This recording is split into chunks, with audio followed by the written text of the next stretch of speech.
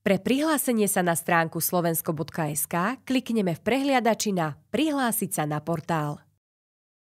Vyberieme Prihlásiť sa pomocou slovenského dokladu. V časti Mobil ako čítačka klikneme na Pokračovať v mobilnom telefóne.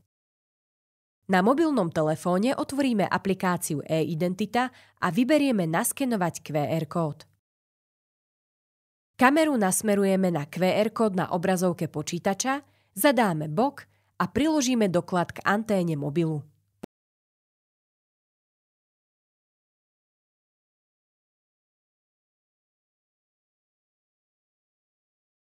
Po úspešnej autentifikácii zadáme štvorciferný overovací kód v prehliadači na počítači.